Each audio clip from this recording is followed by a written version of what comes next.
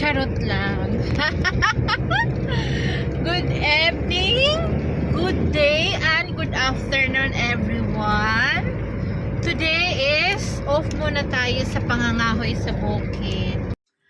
Hi! Welcome to our channel, Rosana Elias. Maraming salamat. Maraming salamat sa inyong lahat. Meron kaming blessings na dumating. Ewan ko, ito ata yung ito ata yung meaning ng aking panaginip na kinagat ako ng mga ahas. Siguro ito yung blessings dumating. O pumasok ka na, blessings. Ay, yo. Wow, lagi jaw dura pa. Kararating ng aking estudyante. Lagi ano? Si Mayra. Dali na, pasok na. Matagal kami matapos dito. Isang oras. O to kulun nang gijana. Kulun jang kinala mas kulun aja. Kararating lang ni Mayra. Saka ni Sammy. Ewan ko saan si Sammy. Guys, abangan nyo kung magkano ang halaga ng grocery na to. Nagulat ako kasi sa resibo. Uy! Konti lang to. Order ako ng order. Ganyan, pakilo ng mga beans. Ito ang lumabas sa sa resibo. Nagulat ako. Lahat talaga ngayon, all around the world, ang mahal ng mga bagay-bagay, no? So, yun. Oo. Thank you so much sa ating blessings from Ma'am Australia sa kanyang baby girl na si Siana. Thank you, cutie Siana. O, diba? Siana Maclawin. Mamaya i-ano ko sa inyo. So, hindi talaga ako naka-get over sa aking groceries for today. So, hoy! Adyo. Pamangkin ni Elias. Oh, nag-aabang sa biscuit. Guys, alam niyo bakit bumili ako ng biscuit?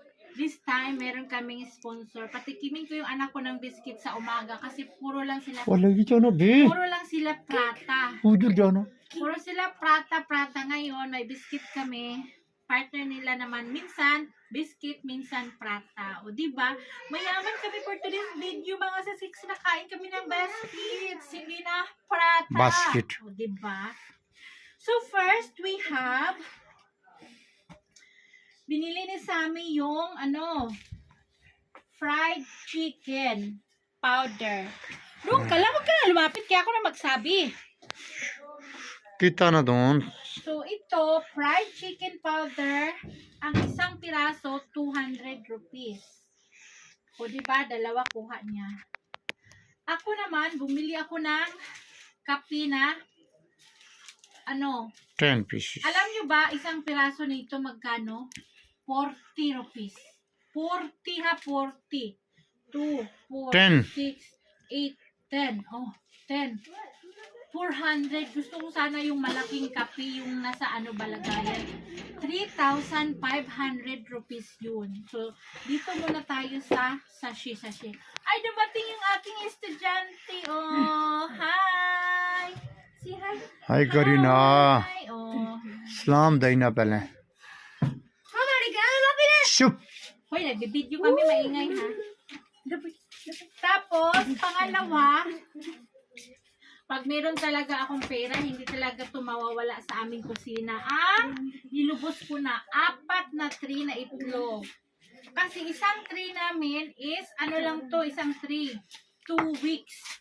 Sa umaga kasi, 2 kay Sammy, 2 kay Mayra. Sa akin, mga 3 or 4. So yun, ang umaga, makonsume namin. Sa umaga pa lang, umaga pa lang nakainan, makakonsume kami ng akin 4, 5, 6, 7. Mga 10 itlog, isang araw. Oo.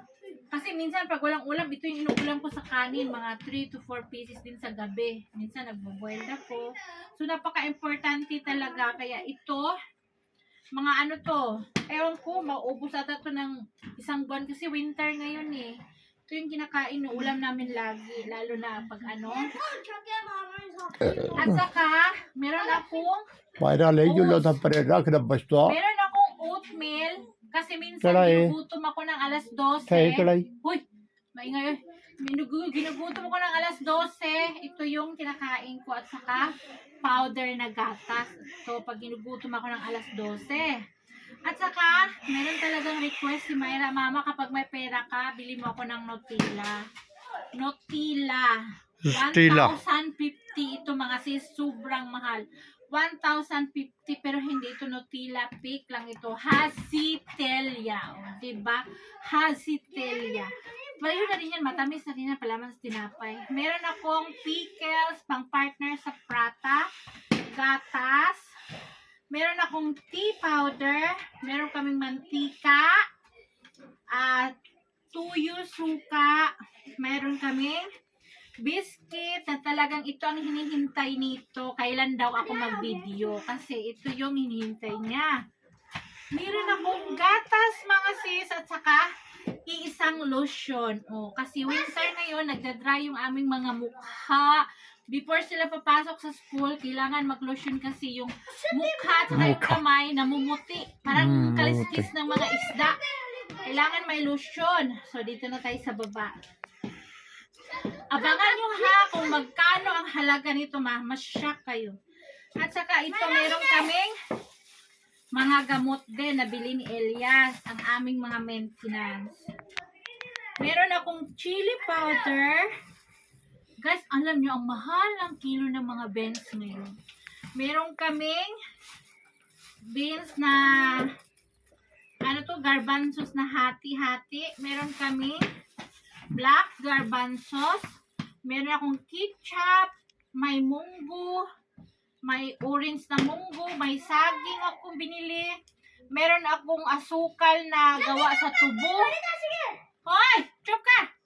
Meron akong asukal sa tubo, 5 kilo. Meron akong 5 kilo to, no? Oh. Asukal na puti.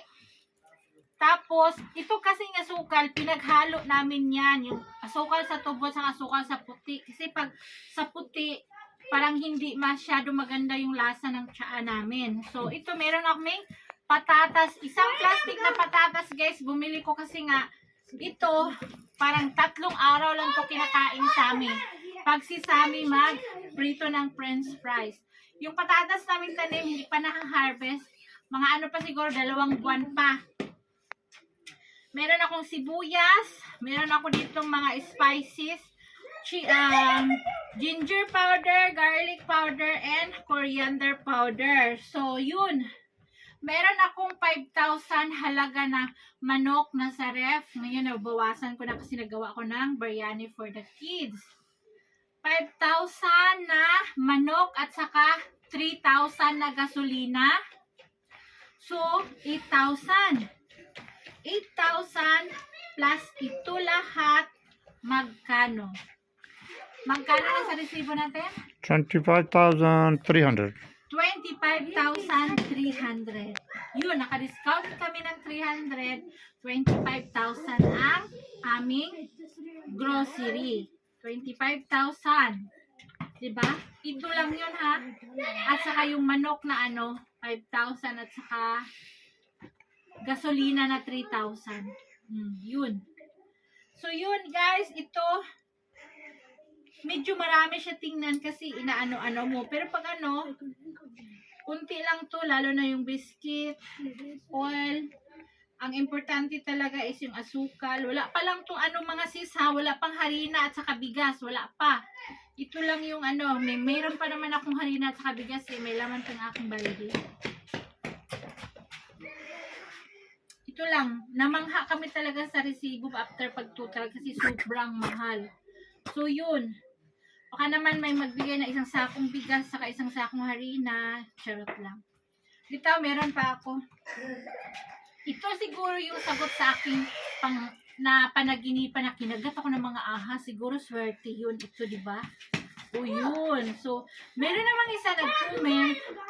Naku ate, negative. Puro ako nakikita sa aking panaginip nga negative, may mag-traitor sa'yo, ganito, ganito, ganyan. May mangyayaring hindi maganda, may mangyayaring ganito, ganyan. Mamatay, ganito. Nakakatakot yung mga meaning ng aking panaginip. So, yun. This is it. Nagtatapos yung ating sponsor from Australia ni Madam. So, thank you. Bye. Kat. Thank you. Bye. Thank you. This is our sponsor from Australia kay Madam Juby McLean at saka sa kanyang bibi. Hi, baby girl. Na si Siana Rose McLean. O, diba? Siana Rose McLean. Thank you, Day. Salamat sa blessing. Salik Jo. namin. Mag-thank you dito, Mayra. Thank you ako. Thank you. Salamat po sa blessing. Salamat. Thank you po. Salamat po. Salamat, Ma'am Joby from Australia and family. God bless. Bye. Thank you for watching. Salamat. Bye. Hi! Ang ito naman yung ating, anong tawag nito?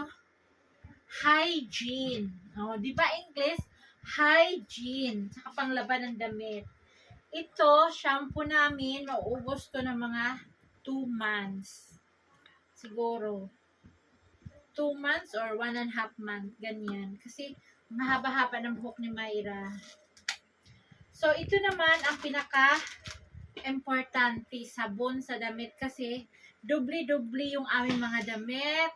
Una, meron akong blouse sa ilalim, may dress, may scarf, tsaka may panglamig. So, una, meron tayong sabon sa plato, Barita. Barita muna kasi ang liquid, ang mahal-mahal ng Barita, ang liquid. 4 na, ano to? 4 na Barita.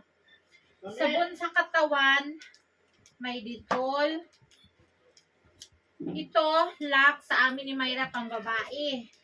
Itong Dettol pang lalaki kay Mayra ay kay Ilyas sa kay Bilal kasi yung mga amoy-amoy ng mga kilikili power. Ito naman yung aking lalaking maliit si Sammy, blue daw sa kanya na Lux. So, itong toothpaste, yung ano namin, yung toothbrush namin, meron pa naman kaming toothbrush galing sa pamangkin ni Ilyas, binigay. Isang ganun yun, 10 piraso. So, meron kaming toothbrush.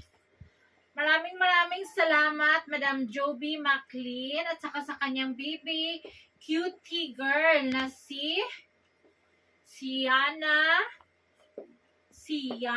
O, diba, baby Siana? Ang cute ang name ng kanyang baby, Siana. O, Char from Australia. This our blessings from Ma'am Juby McLean. O, diba, foreigner McLean. Tapos, wag niyo na akong awayin sa comment section, ha? Sasabihin niyo naman, ayan, si Rosana. Ano na naman, ang limos na naman. Ganito, ganyan. Guys, kahit ano sabihin nyo, I'm so happy kasi may pagkain kaming dumating. Gracia. Ito na ata yung napanaginipan ko na kinagat ako ng mga king kubra, nagaganyan-ganyan, kinagat ako dito sa paa. Siguro ito yung meaning, no? Gracia ang dumating. Meron namang isa, nag-comment, nakakaba, sabi niya, ate, mostly talaga, 90% nag-comment, may tumatrider sa'yo, merong ganito, ganyan, may ano, pero ito yung comment, dalawa na ano ako, naging happy ako.